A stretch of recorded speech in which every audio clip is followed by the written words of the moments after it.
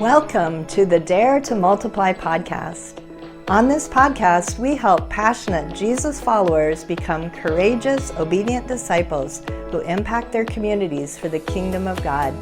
I'm your host, Cynthia Anderson, a disciple multiplication coach and trainer. I'm going to show you how to make and multiply disciples in your area. God's got great things ahead for you. Let's dare to multiply. Why is my Discovery Bible Study group or my house church not thriving? It just feels like we're kind of stuck in the same place. We've been there for 6 months or a year or several years, the same people. We're just kind of stuck and not moving forward. I'm not seeing the kind of multiplication that I want to. If that's a question that you have, that is what we're going to be talking about today on the Dare to Multiply podcast. And we will be right back with that in just a moment. Are you busy but not seeing the fruit you long for? Dissatisfied with your present level of impact on those around you? Or frustrated with traditional methods of discipleship that don't seem to be effective? If so, the Getting Started in Disciple Making Movements course may be just what you need. Inside the Getting Started program, you'll get access to a step-by-step proven approach to making and multiplying disciples. Not only will you receive 25 short and practical video teachings spread out over 6 modules, but you'll have a chance to connect with others for group coaching via our monthly Zoom calls. And even more importantly, you'll become part of a global community of like-minded people from all over the world who are passionately committed to following Jesus and impacting others around them. If you want to get unstuck and begin moving forward as a disciple who makes disciples, I encourage you to go to courses.dmmsfrontiermissions.com and sign up for this powerful program today. And now to today's episode. Hey everyone, I am Cynthia Anderson, a disciple multiplication coach, and this is the Dare to Multiply podcast, as you have heard.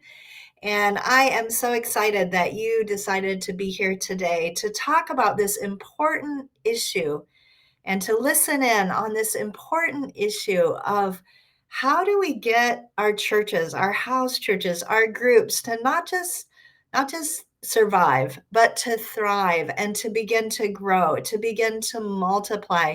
And what do we do if they aren't? What are some of the problems that maybe need to be addressed, or some of the diagnosis that I can give from my experience and perspective of starting house churches and house groups, helping people, coaching in this area for over 30 years. I would like to help you. I am here to help and to serve and to share some of my experiences and some of what I've seen to be the problem when groups are not growing, when they're not multiplying, they're not thriving. And I know that's our heart as leaders. Those of you who are listening to this, you're listening for a reason, because you want to see multiplication. You want to dare to multiply. You want to see disciples not just grow in addition kinds of ways, but begin to see that exponential kind of growth, that multiplication kind of growth take off in your area. So why is it that groups tend to stagnate, or sometimes they become very inward focused, where the focus is so much on our own community, our fellowship with one another, our friendships, our own needs as people, and we begin to focus a lot on ourselves rather than seeing the group begin to thrive as a missional community, as something that is extending itself into the world in effective ways. Well, one of the big difficulties that I've seen is, and I would say one of the things to check if that's your group is, do you have group ownership and engagement, or is it a leader-centric group? See, a lot of times people move into a house church model or into a Discovery Bible Study model without actually shifting their mindset and changing over from a pastor-centric church, which is the prominent model that we see in the West for sure, but around the world, a pastor-centric church to a church or a group where every disciple makes disciples, where every group member feels ownership of the group, that it's their group, and every person in the group is trained to be a disciple maker, someone who could lead that kind of a group, someone who could start that kind of a group, someone who knows how to share their faith with others, lead others into a relationship with Jesus, to begin to follow the way of Jesus. And they can start groups of disciples or groups of apprentices to Jesus, as John Mark Comer talks about in his book, Practicing the Way. I love that word, by the way, apprentice to Jesus. It's maybe a modernized way of thinking about the concept of being a disciple. Being apprentice, learning the way of Jesus, we want to invite others into that process with us and to join us in walking on that way of Christ and learning from his ways. But the reality and the fact is that many Christians, whether they're in a legacy church, a more traditional church, or whether they're in a house church, many people don't know how to do that. They don't know how to invite others to follow the way of Jesus. They don't know what to do with those people once they do begin to follow Jesus, other than to bring them to the church that's existing. They don't know how or have the confidence to start their own group of disciples. So these are a lot of the important shifts that need to take place if you want to see a house church or a discovery group begin to actually multiply and grow. We have to move from a pastor centric or a leader facilitator centric model to a model where there's participation and ownership, and it truly is a fellowship of believers where everyone is taking leadership. The different gifts of the Spirit are being exercised, and those who are new in faith are growing in their gifts. They're exercising their gifts. But what I've seen a lot is that pastors or Christian leaders, they may begin to use house church methodology or microchurch methodology, but it still stays kind of leader centric. And the ownership of the group, the responsibility for the group is with someone who maybe used to be a professional, or they have other characteristics or strong leadership giftings. So that's not going to multiply as rapidly. I'm not saying it'll never multiply, but it multiplies very slowly. See, as leaders and pastors and coaches and people with strong leadership gifting, we have to be very intentional about holding back and not exercising every spiritual gift we have in the house church, so that others will have space and room to rise up and to step into those gaps. I was talking with Curtis Sargent about a different topic, and Curtis, if you know him, is somebody I've had on this podcast in one of the early episodes. He's just an amazing disciple multiplication coach and trainer around the world. But Curtis said to me, sometimes, Cynthia, I actually do things more poorly than what I'm capable of on purpose. I said, well, that's really strange. Why would you do that? And he said, sometimes I do that on purpose so that other people will think, wow, Curtis really needs help. Let me step into that gap. And he uses that kind of a strategy to actually create space for people who are just new to their giftings, or to volunteer and to step into those gaps and to begin to utilize what they have to give in the group or in the organization. And I think that's so relevant and so applicable to, if we want to have a thriving group, we as those with leadership giftings need to hold back. We need to close our lips, be quiet, be intentionally silent. Let those silent gaps happen so that others will step in, so that others will fill those gaps and then affirm them for whatever they tried, whatever they did. We also need to delegate more, delegate the different aspects, the look back, the look up, the look forward.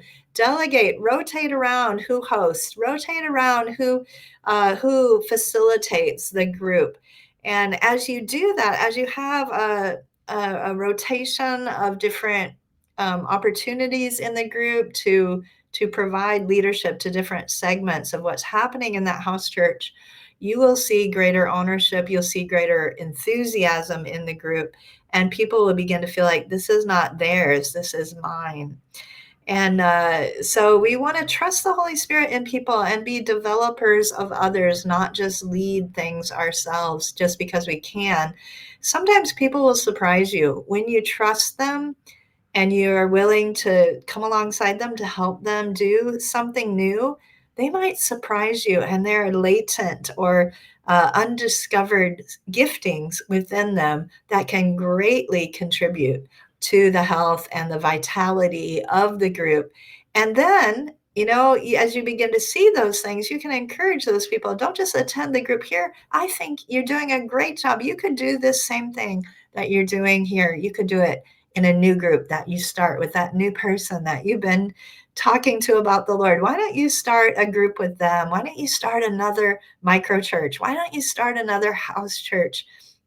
This person, I heard about a group just the other day from my friend where someone was leaving a micro church and they were going to another part of the city and they felt like it was too long of a drive to come back and forth. And I said, well, are they going to start their own group? And the question was answered, well, I'm not sure. I'm not sure they've even been encouraged to do that, right? If somebody leaves your group because of distance, commission them, train them, coach them, and let them start their own group. Encourage that kind of multiplication to happen, even if your group is still learning how to do this whole thing. But as we believe in people, as we invest in them, and as we avoid a pastor-centric or a facilitator, leader-centric group, we will see greater ownership, greater multiplication begin to happen.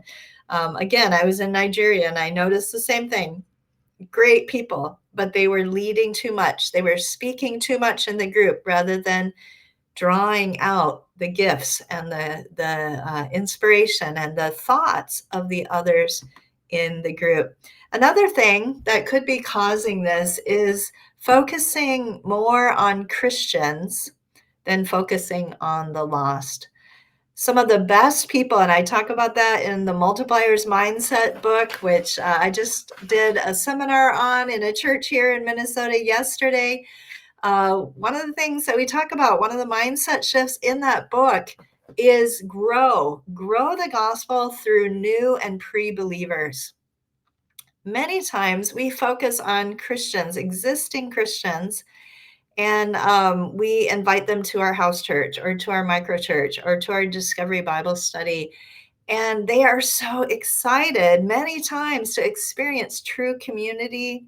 I was just talking to someone I was coaching in Sierra Leone, and they were having a lot of different issues in their movement because they were focusing a lot on existing Christians, and those existing Christians liked a lot about what they were doing, but there were other issues that came up with loyalty to their traditional church, with traditional church pastors getting angry because they felt like they were sheep stealing, with all kinds of problems that were happening because they were focusing on existing Christians who wanted a different experience of church. And trust me, they are out there. There are a lot of people who are really tired of what they're seeing in pastor-centric, platform-centric churches, and they want something different. But see, my friends, if we focus on them, we won't see multiplication very quickly, and we will ignore. I told somebody the other day, if we focus on Christians, we are actually, if we say yes to that focus on Christians, we're actually saying no to focusing on lost people, because we only have 24 hours in the day, right? We are limited in the amount of time we have to give in disciple making. So are you going to put all of your disciple making and discipleship time and energy into Christians? Or are you going to put it into people who don't yet know Jesus? And as they come to faith, training them. And I really want to advocate for and encourage you, focus on the lost. Focus on those who don't know Jesus yet, and then discipling them to be disciples who make disciples. You will see much greater multiplication. They will believe what God's word says more rapidly, right? They won't have a lot of unwinding of church traditions and lots of things that they've thought for many years that you have to do before you can even begin to help them to buy into some of the participatory learning principles or church multiplication or micro church multiplication kinds of ideas. So start with the lost. I would strongly advocate for that. Focus on the lost and disciple them and start groups among them, seeker groups that then turn into believer groups and training groups. And you will see more thriving groups and more multiplication taking place. And that's what Jesus did. As we want to become more like Jesus, I'm often reminded of the story in Luke chapter 19, the story of Zacchaeus, the tax collector. We all know this story. I assume those who are listening, but in case you don't, it's found in Luke chapter 19. And it's the story of how Jesus was walking through a place called Jericho. And as he was walking down the road, he saw this man who was a tax collector who was short in stature, and he had climbed up into a tree because he wanted to see Jesus. There was this hunger inside of him.